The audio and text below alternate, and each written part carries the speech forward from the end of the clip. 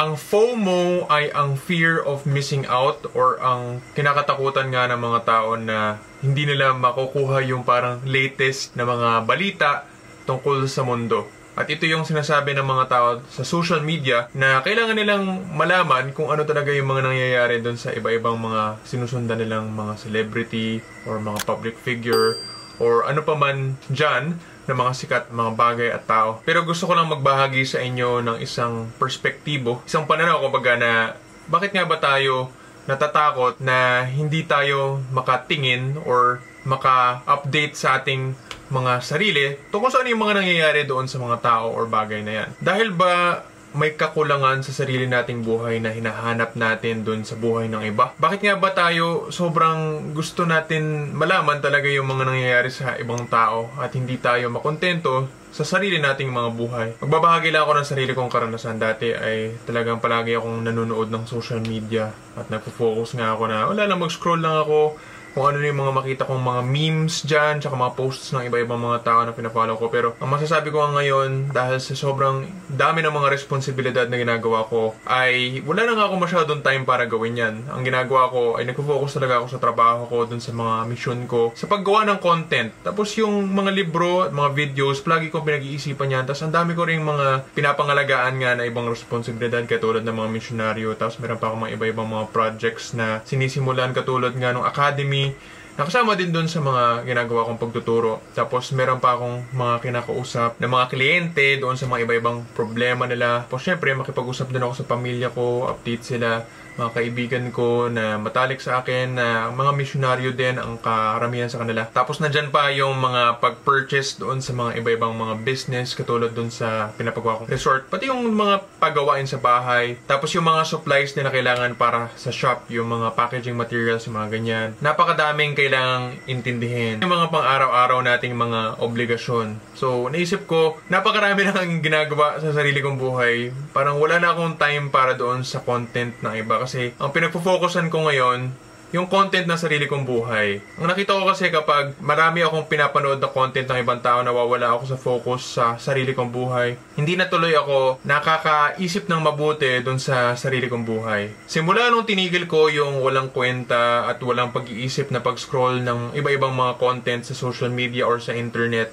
ay nagkaroon nga ako ng mas maraming oras para mapag-isipan yung sarili kong buhay. So, kumbaga, nagkakaroon tuloy ako ng mas maraming malinaw na desisyon at nababasa ko kung ano yung mga kailangan kong gawin dito sa mundo dahil nagiging observant ako doon sa mga sitwasyon na nangyayari sa araw-araw at nakakapag-reflect ako. Yun yung journaling, yung meditation. Saka yung mismong pag-upo lang na wala akong ginagawa or di kaya magduduyan. Tapos nakakapag-isip ako sa sarili kong buhay. Sapat na para sa akin yung lumilipas na mga pag-iisip sa sarili kong isip. Kumbaga, yun yung magiging entertainment ko. Yung contemplation din sa iba-ibang mga nangyayari sa buhay ko.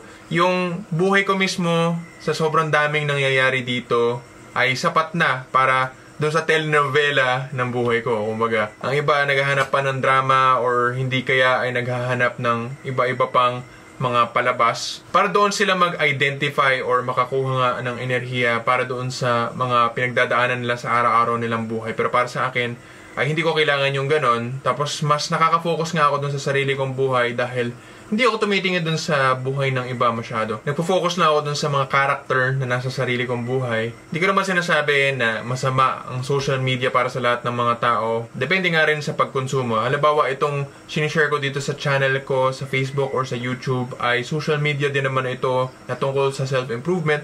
Tapos nasa sa tao na kung meron siyang makukuhang pakinabang or mapupulot nga na aral doon sa mga binabahagi ko dito sa channel or page ko na ito. Pero masasabi ko lang ay ang kadalasan nga na kinokonsumo ng mga tao na content sa social media ngayon ay sobra-sobra sa kung ano talaga yung matutunaw nila or mapoproseso nila sa kanilang mga isip. Karamihan ay lumilipas lang sa kanilang mga isip tapos nakakalimutan na.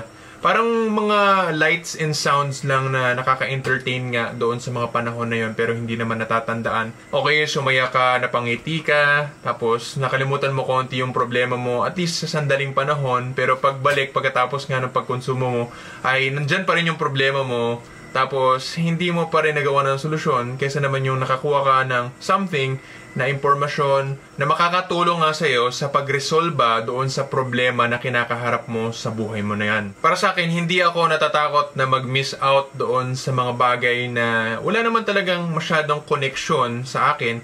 Okay, sabihin natin na makakapulot naman talaga tayo ng aral kahit saan. Pero karamihan nga sa content na nagkakalat ay hindi naman related kaayo or hindi masyado related doon sa mga pinagdadaanan natin sa araw-araw. Mas maganda para sa akin yung naging resulta ng lahat ng mga pag-iisip ko kapag hindi ako masyado nagkukonsumo ng mga content. Kung gusto mo magkonsumo ng content ay sana maging mindful ka. Talagang isipin mo ng mabuti kung makakatulong ba or may kaugnayan yung kukonsumuhin mong content sa buhay mo. Or parang wala rin masyadong kwenta para sa'yo. Parang distraction lang para mapagbutihin mo yung buhay mo. Kasi ang mangyayari niyan, ang mga tao dahil madali ito gawin, yung entertainment, ay nadidistract tayo sa kung ano yung dapat sana nating gawin at pag-isipan para lang mabigyan tayo ng kaunting panahon na makapahinga mula doon sa mga bagay na yan. Pero pwede naman tayong magpahinga na nag-iisip tayo.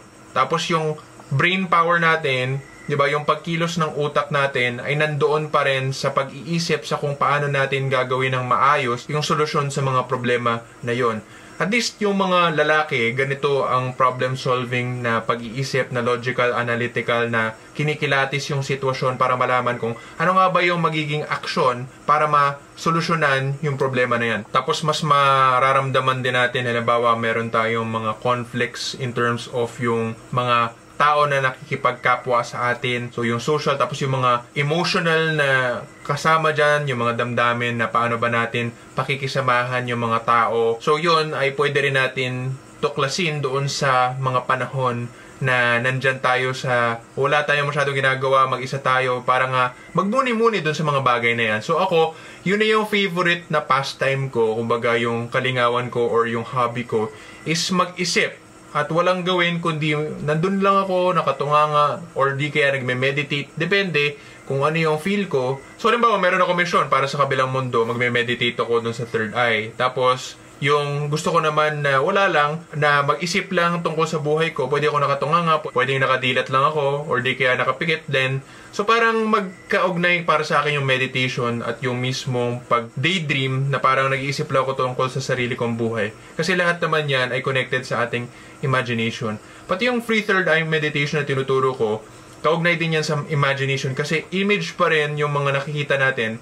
Pero dahil nga sa perlas ng kapangyarihan ay may pagkakataon kayo para malaman na hindi lang yun gawa-gawa ng isip natin, kundi meron talaga siyang katotohanan na mapapalabas dito sa mundong ito, galing sa kabilang mundo. Kasi yung kabilang mundo, yun na nga yung tinatawag natin mga subconscious, pati yung unconscious, na lahat ng mga bagay mula sa ibang mundo na nandito sa isip natin, pero yung pala ay meron talagang ibang mundo na konektado dun sa isip natin, ay mapapalabas natin dito. Sana hindi kayo nalilito dun sa sinasabi ko, kasi yung kabilang mundo, yun na nga yung parang dream world din, na dun natin pinagkukunan yung mga nakikita natin sa mga palabas din, sa mga TV shows, yung mga ganyan na nakikita natin sa social media na nagkalat, mga movies. Lahat naman yan ay bunga din sa pagkuha ng mga tao ng material mula sa kabilang mundo. So, lahat tayo ay meron tayong access sa ganyan, sa ating pagpanaginip, sa ating pagmeditate, sa ating mga pagkatunganga, tapos meron tayong nakikita na imagination natin, at kailangan lang natin palakasin. So, lahat tayo ngayon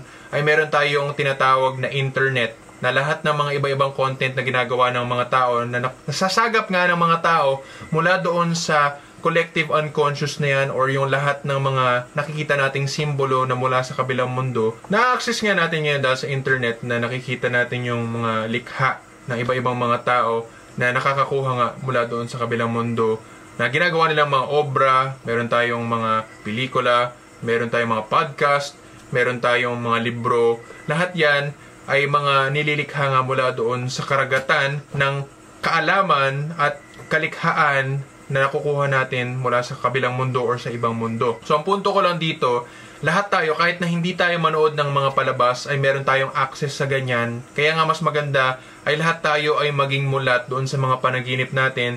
Kapag nabasa mo na yung gabay sa panaginip or di kaya ay napanood yung free gabay sa panaginip video course, ay mas mapapalalim mo yung kaalaman mo tungkol sa mga panaginip. Tapos magiging yun na yung focus mong palabas. At yung pagmumuni-muni mo doon sa mga nararanasan mo sa panaginip mo at pati na rin sa meditation mo, yan ang mas pagkakaabalahan mo kesa yung mag-focus ka doon sa mga simbolismo at yung mga kwento na mula doon sa subconscious ng ibang tao. Kasi lahat tayo ay may sarili tayong subconscious na gumagabay sa atin sa kung ano yung gagawin natin sa sarili nating mga buhay. So para sa akin, wala akong fear of missing out or yung natatakot ako na hindi ko makita yung mga kalikhaan ng ibang mga tao mula sa sarili nilang mga subconscious or pagkuha nila ng material na gabay nila mula sa kabilang mundo doon sa mga ideas na nakukuha nila. Mas natatakot ako na hindi ko mapagtuunan ng pansin yung sarili kong subconscious doon sa lahat ng mga iba-ibang nakukuha niyang impormasyon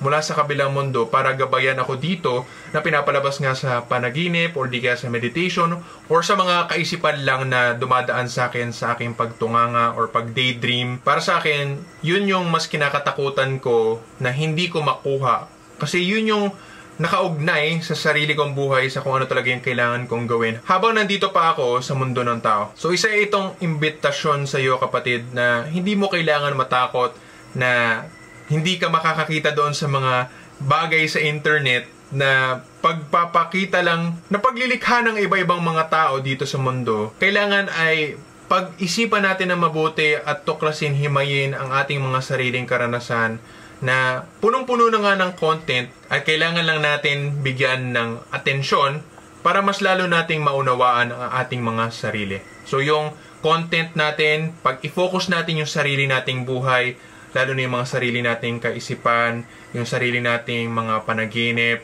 mga meditation, at yung mga nangyayari sa araw-araw nating buhay, yan ang magiging sanhi na maging malakas tayo bilang mga manlilikha. At mas lalago yung sarili nating buhay at magiging buo ang ating loob kahit na hindi tayo nagbibigay pansin sa buhay ng ibang tao kasi mas nagiging totoo tuloy yung buhay natin na meron tayo ngayon. So magiging kontento tayo sa sarili nating buhay bilang focus ng ating attention, bilang content na magiging entertainment at education na din natin.